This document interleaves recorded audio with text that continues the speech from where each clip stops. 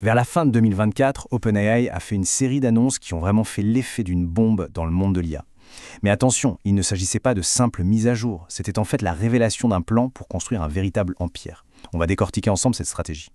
Un empire, le mot est fort, n'est-ce pas?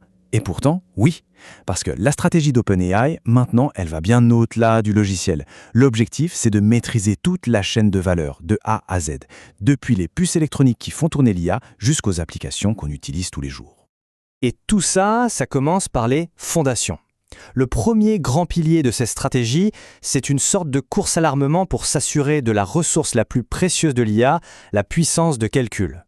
Et la pièce maîtresse de cette course, c'est un partenariat qualifié d'historique qui se chiffre en milliards de dollars entre OpenAI et le fabricant de puces AMD. C'est un vrai tremblement de terre sur le marché du matériel pour l'intelligence artificielle. 100 milliards de dollars. C'est le revenu que cet accord pourrait générer pour AMD en seulement 5 ans.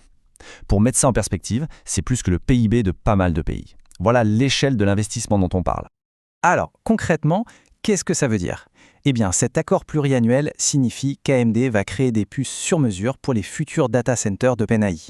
Le point crucial ici, c'est qu'ils ne se contentent pas d'acheter des composants sur étagère. Non, ils les conçoivent ensemble. Stratégiquement, c'est un coup de génie. D'abord, ça vient défier directement la domination quasi totale de Nvidia.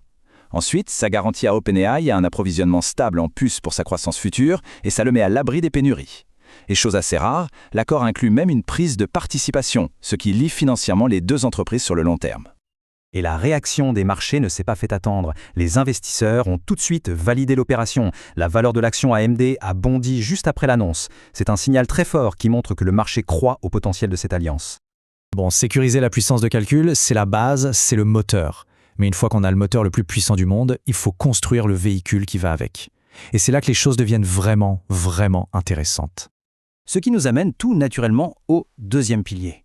OpenAI ne construit pas seulement le moteur, l'entreprise est aussi en train de construire tout le véhicule, un écosystème logiciel complet dont les détails ont été annoncés lors de son récent DevDay. Et il faut savoir qu'ils ne partent pas de zéro, loin de là. L'entreprise a elle-même parlé d'une croissance vertigineuse, et les chiffres qui suivent le prouvent. 800 millions, c'est le nombre d'utilisateurs qui se connectent à ChatGPT chaque semaine. C'est une audience absolument gigantesque et c'est justement cette audience qu'OpenAI veut transformer en un écosystème bien réel. L'outil clé pour y arriver, c'est ce qu'on appelle l'Apps SDK. Pensez-y comme un App Store pour l'IA.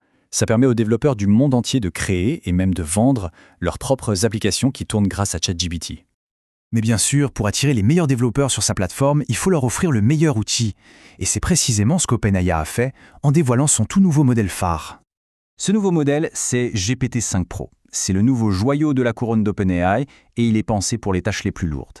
Analyser des milliers de pages de documents juridiques par exemple, ou encore accélérer la recherche scientifique. Il y a deux choses à retenir. Premièrement, sa mémoire de travail est colossale.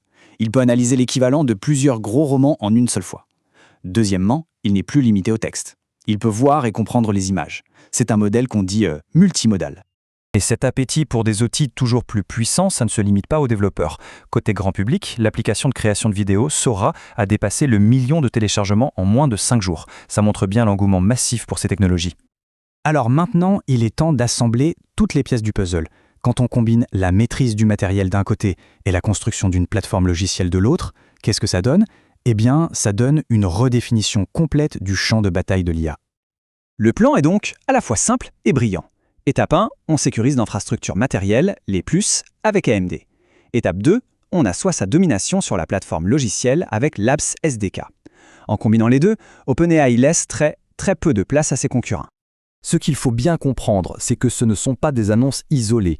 C'est une offensive coordonnée, agressive, pour verrouiller le leadership d'OpenAI sur l'intelligence artificielle pour la décennie à venir.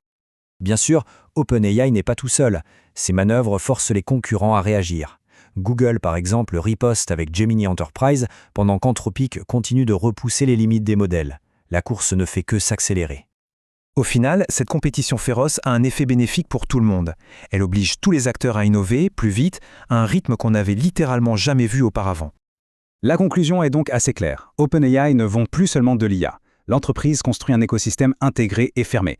La vraie question qui se pose maintenant, c'est qui a les reins assez solides pour pouvoir rivaliser avec un tel empire ?